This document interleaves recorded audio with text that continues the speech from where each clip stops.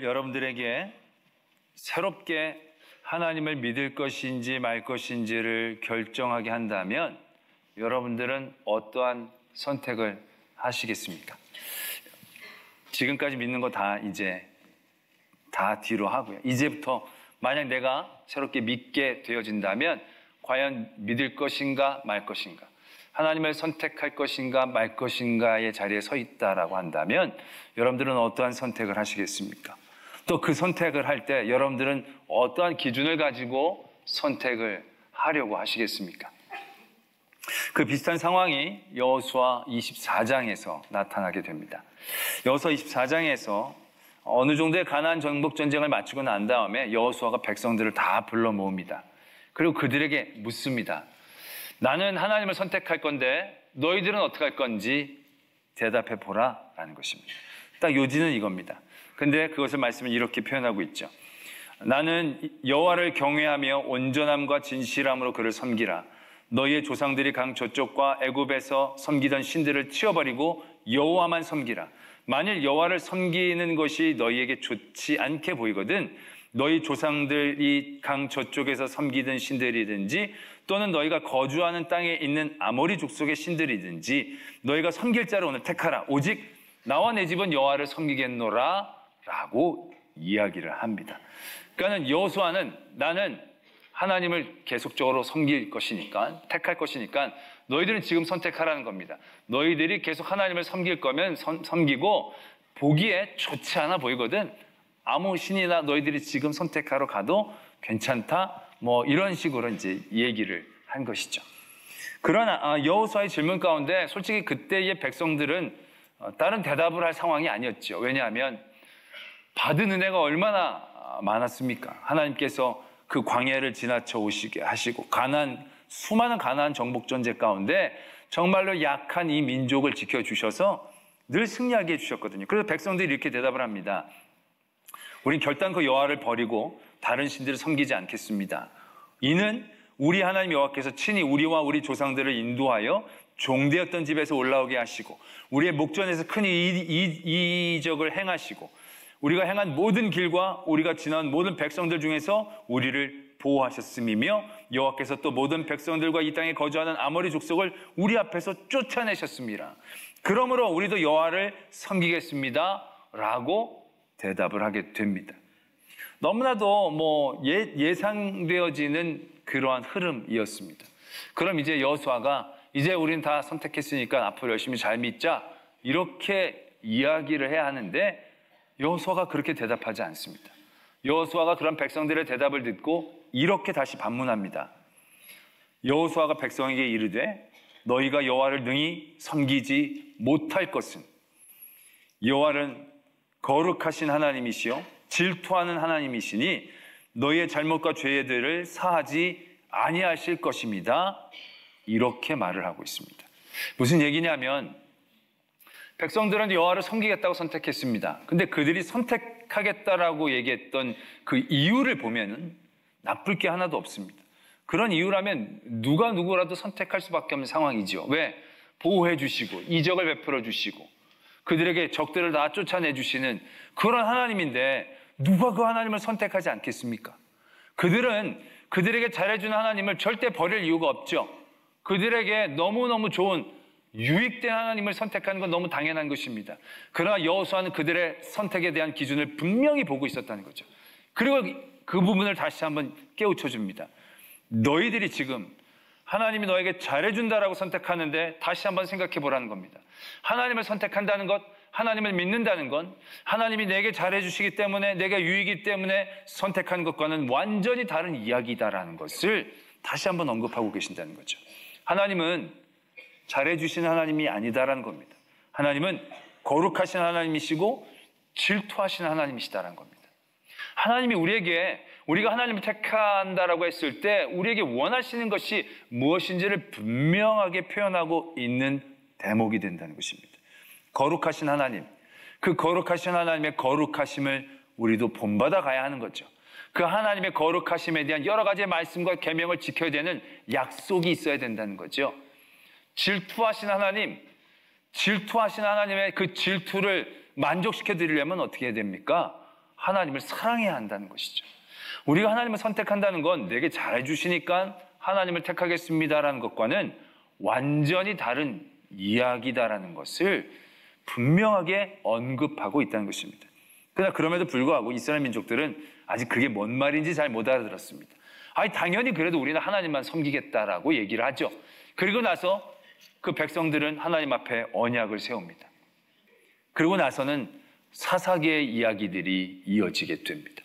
사사기가 어떤 이야기들입니까? 그들이 하나님을 잘 섬겼을 때는 평안했지만 그들이 세상의 눈을 돌리고 조금만 세상에 관심을 가지고 세상의 것을 좋아했을 때에는 가차없이 그들에게 징계의 매가 내려지죠. 고난과 환난, 극심한 고난과 환난을 그들이 경험하게 됩니다. 그 가운데서 그들이 또 하나님 앞에 부르짖으면 그때 하나님이 사사를 보내주셔서 구원해 주시지요. 근데 그들이 또 한 번 잘못해서 하나님 앞에 한눈을 팔고 다른 신에 대한 마음을 주면 가차없이 철퇴가 내려집니다. 그런 일들을 계속 반복적으로 그들이 경험하게 된다는 거죠. 그들은 하나님이 잘해주신 하나님, 문제가 없고 평안할 때는 잘해주신 하나님이라는 것이 큰 의미가 없는 거죠. 또 더 잘해주는 것들 가운데 눈길이 쏠릴 수밖에 없는 구조가 되어진다는 것입니다. 그들한 선택은요, 그들을 더 힘들고 어렵고 괴로운 삶의 자리로 내몰고 있다는 거예요. 차라리 생각해보니까 하나님 그 사랑을 난 채울 수가 없겠어요. 나는 그냥 바알을 섬기겠어요. 그러면 그냥 그렇게 그 사람들처럼 바벨론 역사처럼 아수르 역사처럼 그렇게 한 끝발 날리다가 사라질 수도 있었을 거예요. 근데 그들은 그런 선택을 한 게 아니에요. 그냥 하나님 선택한 거예요. 그런데 그 선택은 그들이 생각했던 선택의 기준과는 완전히 다른 것들을 요구하고 있다는 사실들을 분명하게 언급하고 계신다라는 것입니다. 우리가 하나님을 믿는다는 것, 그것은 무엇을 의미하는 것입니까? 내게 잘해주시고 내게 복을 주신 하나님, 내게 잘해주시니까 나도 믿고 따르겠습니다. 편쓰고 그 줄에 서는 것을 의미한 것과는 완전히 다른 얘기입니다. 우리가 세상에서 관계를 맺어갈 때 그냥 계약을 맺고 관계를 맺고 어떤 일들을 잘 해가는 그러한 관계들도 있습니다.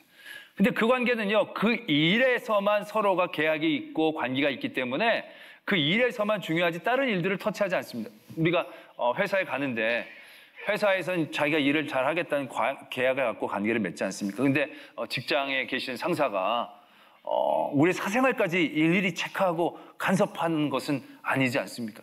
너 오늘 저녁에 뭐 먹어? 저녁에 뭐 된장 그거 먹지 마. 딴 거 먹어. 이러지는 않잖아요. 오늘 저녁에 술을 먹지 마. 건강에 나쁘니까 먹지 마. 이렇게 말해서도 안 되는 관계죠. 왜? 그냥 그 일만 잘하면 되지 다른 것들을 더 신경 쓰고 애쓰고 다 내어줄 필요는 없는 겁니다. 근데 하나님을 택한다는 건요, 우리가 결혼을 하는 것과 마찬가지입니다. 결혼을 한다는 것은 무엇을 의미합니까? 어떤 관계를 맺는 것이 관계를 맺는 어떤 일을 위한 관계만이 아니지 않습니까? 사랑하는 것을 의미하는 것입니다. 사랑을 요구한다는 것은요, 전부를 주는 것을 의미하는 것입니다. 남편이 아내가 집에서 한 가정을 이루고 있다고 가정에 있는 일만 서로 충실하고 가정에 있는 일만 애쓰는 건 아니잖아요. 가정만 나가면 우린 서로 남남이고 가정에서 나가면 별로 터치하지 않고 자유롭게 지 살 대로 산 다음에 가정에 들어와서만 잘해주면 되고 만족하고 그런 거 아니잖아요. 늘 남편이 출근하면 늘 전화하고 늘 관심 갖고 의심하고 물어보고 체크하고 아내가 어디 놀러 가면 시시때때로 뭐 하는지 누구를 만나는지 알고 싶고 아니 가정에서만 잘하면 되는데 왜 그러느냐? 이거는 어떤 가정 계약이 아니거든요. 사랑이거든요. 전부를 서로에게 열고 전부를 서로에게 허락하는 것을 의미하는 것이거든요. 그러니까 하다못해 자기한테는 아무런 피해가 없는 건데도 내가 하는 일에 사사건건 얘기하고 또한 간섭하고 또한 얘기할 수 있는 그런 관계를 의미하는 거죠. 하나님을 믿는다, 택한다는 것은요, 그것과 똑같다라는 것을 분명히 이야기하고 계십니다. 왜?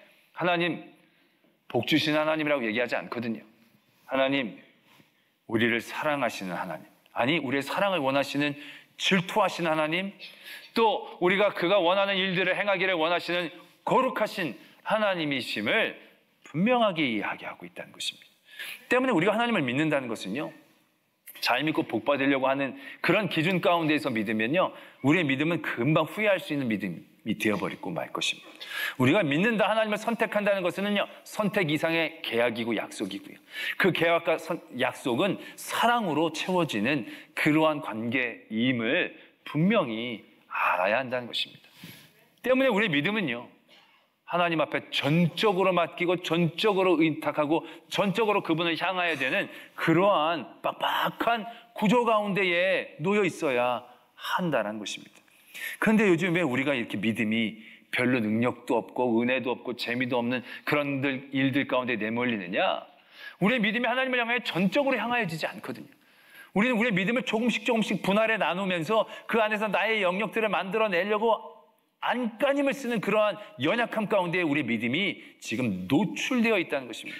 지난주에도 말씀을 드렸지만 우리의 믿음은 절대적인 선택이 되어야 되는데 우리의 믿음의 일들이 내가 세상에서 좋아하는 일들의 선택의 자리에 내려와 버리는 거예요. 교회를 가고 말씀을 읽고 봉사하는 것도 내가 좋아하는 여러 일들 중에 하나의 선택해야 되는 옵션으로 전락해 버린다는 거죠. 그 믿음은 아무런 능력도 은혜도 아니 오히려 우리를 늘 거추장스럽고 불편하게 만드는 그런 믿음이 되어버릴 것이다라는 것을 우리가 분명히 알아야 된다는 것입니다. 어떤 기독교 신문에서 그 설문조사를 했는데 교회를 떠나 있는 분들에게 교회를 떠난 이유가 무엇입니까?를 물어보았다고 합니다. 저는 그런 질문에서 교회 여러 가지 분쟁들, 교회 여러 가지 어려움들, 상처들 그것 때문에 많이 떠나간 것으로 저는 기대하고 예상했습니다. 그런데 의외로 다른 요소들이 더 많이 작용하고 있다는 그런 설문조사가 나왔습니다. 제일 첫 번째가 뭐냐면 개인적 사정입니다.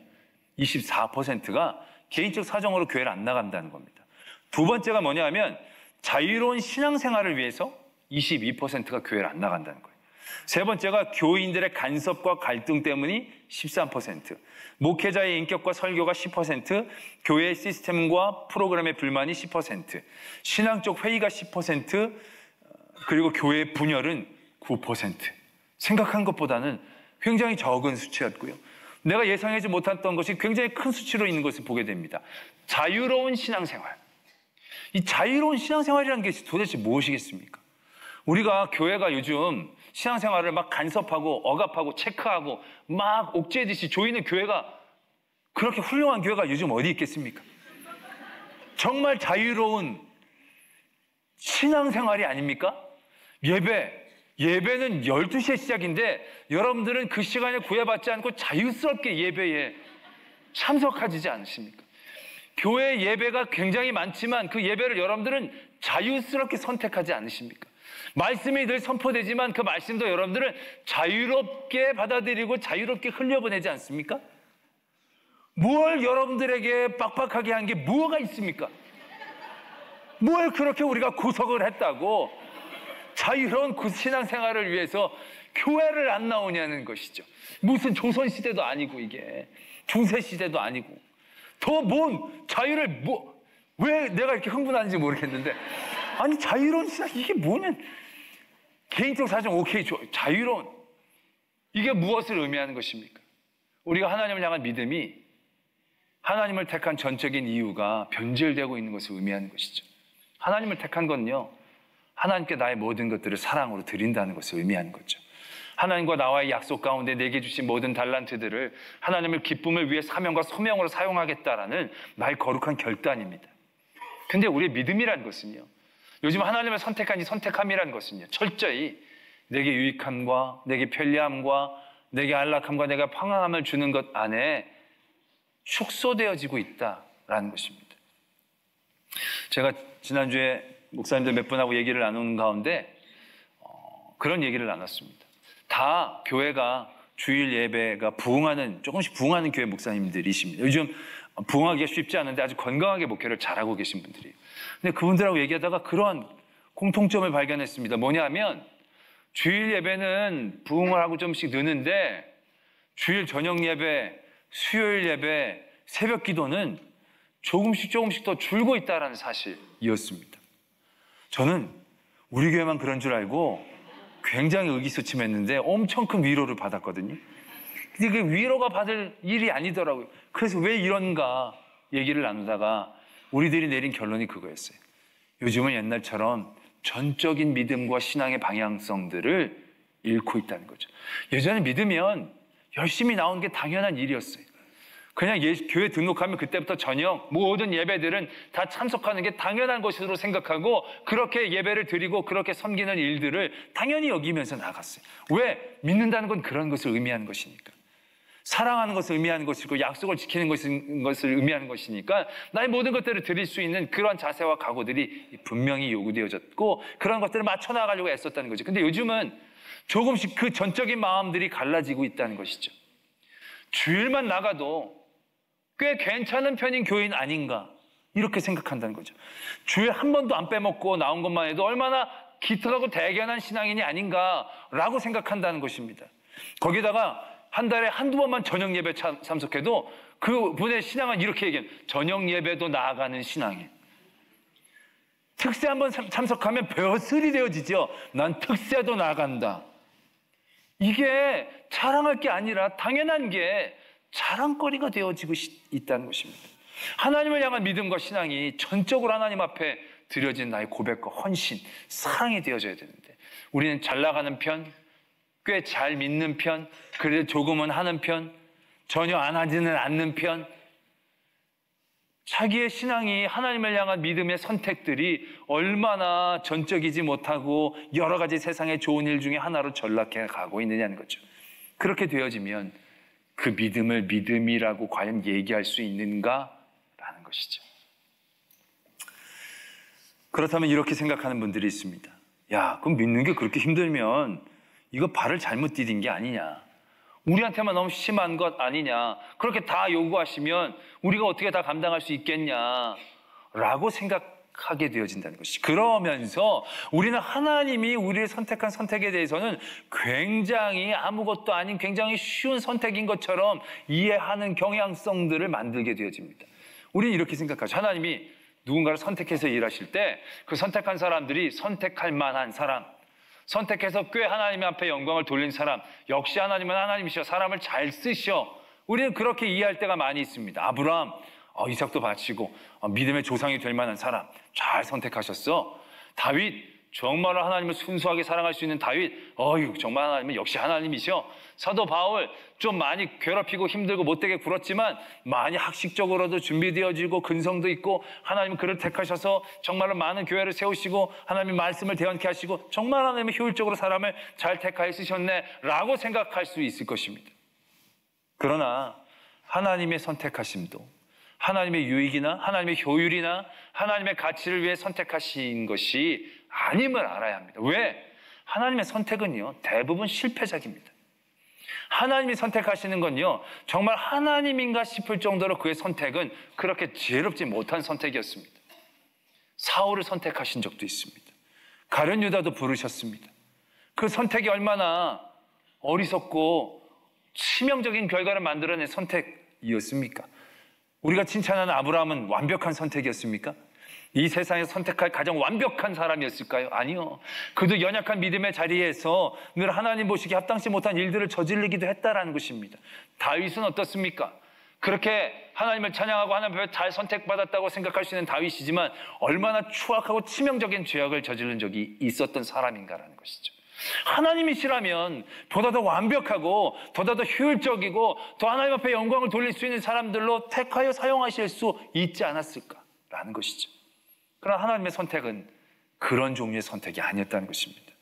우리에게 하나님이 선택해 주신 그 선택의 이유를 오늘 말씀은 분명하게 적고 있지 않습니까? 하나님이 너희를 택하신 것은 너희가 다른 모든 민족보다 수요가 많기 때문이 아니라는 거예요. 모든 민족 중에 가장 작다는 것입니다. 이건 숫자만을 의미하는 것이 아닐 것입니다. 그들이 그 뒤에 했던 많은 행동들, 태도들, 정말 한심하기 이를 데 없는 그러한 많은 믿음의 모습들 그들이 보여왔지 않습니까? 이 뒤에 여호수아 시대 이후에 사사기 시대에 아까도 말씀을 드렸지만 끊임없이 그들이 반복되어졌던 그러한 그들의 구습들, 행태들 얼마나 답답하고 어리석은 이들입니까? 그런데 하나님은 그들을 택하셨습니다. 효율, 이익, 그들의 모든 사역들, 하나님의 나라의 여러 가지의 일들 그런 거 보고 선택하신 게 아닙니다. 오늘 하나님이 이렇게 얘기하십니다. 다만 너희를 사랑하심으로 말미암아 또는 너희 조상들에게 하신 맹세를 지키려 하심으로 너희를 택하셨다. 분명하게 말씀하고 계십니다. 우리가 하나님을 선택하는 것만 우리가 전적으로 하나님 앞에 다 드려야 되는 상당한 큰 부담감과 큰 짐의 일들처럼 여겨지지만, 우리가 하나님을 선택할 때 우리에게 요구되어지는 사랑이라든지 약속이라든지 하는 모든 항목들은 절대로 혼자만 하는 것이 아니라는 거죠. 상호적인 것을 의미하는 것입니다. 내가 하나님을 택했듯이 하나님이 나를 택하셨을 때 하나님이 우리를 택하셨던 그 이유였던 사랑이나 약속이란 부분들도 하나님이 능력이 많고 잘 아셔서 갑질처럼 너 해라 이러한 간단한 메뉴를 고르는 선택이 아니었다는 것입니다. 하나님이 우리를 선택한 그 선택도 그의 전부를 걸었던 선택이었다는 것입니다. 우리를 사랑하신다는 것, 우리에게 약속을 지키신다라고 하는 이 모든 것들이 좋고 잘하는 것들을 뛰어넘는 그의 전부를 우리에게 걸어내시겠다라고 하는 전적인 선택임을 분명히 우리는 깨달아야 된다는 것이죠. 그것이 예수 그리스도를 통하여 우리들에게 분명히 표현되지 않았습니까? 우리를 선택하신 그 하나님의 선택하심이 우리를 잘하면 복주고 못하면 버리는 그런 취사 선택의 기준이 아니었다는 것이죠. 우리를 선택한 그 약속과 우리를 향한 사랑이 절대로 변하지 않고 그 모든 책임을 그가 짊어지시는 전적인 사랑의 선택이었다라는 것을 우리는 분명히 기억해야 한다는 것입니다. 하나님이 우리를 선택해 주신 그 선택의 기준, 그것이 이 땅 가운데 진정한 승리와 진정한 평화를 가져다 준 힘이었습니다. 하나님이 하나님의 사람들에게 그 기준으로 선택하기를 도전하십니다. 세상이 보기엔 좀 미련하고 답답해 보일지라도 진정한 승리와 최후의 승리를 얻는 우리의 선택은 과연 어디로부터 시작하는지에 대하여 하나님은 우리에게 가르쳐 주신다는 것이죠. 많은 믿음의 사람들이 하나님 믿고 편리한 것들, 편안한 것들, 윤택한 것들을 쫓아갔다면 지금 우리는 복음을 들을 수 없었을 것입니다. 그런데 그들은 사랑을 선택했고 헌신을 선택했고 하나님과 받은 그 소명과 약속을 지키는 일들 가운데 충실했을 때 우리가 그 은혜를 누리고 있지 않느냐는 거죠. 우리가 그 선택의 기준을 내려놓는다면 우리의 후세는 과연 무엇을 들을 수 있고 무엇을 바라볼 수 있고 무엇을 지킬 수 있을까 하는 생각들을 해보게 된다는 것입니다. 우리의 모든 선택의 자리에서 하나님이 우리를 선택해 주신 그 기준을 회복할 수 있기를 바랍니다.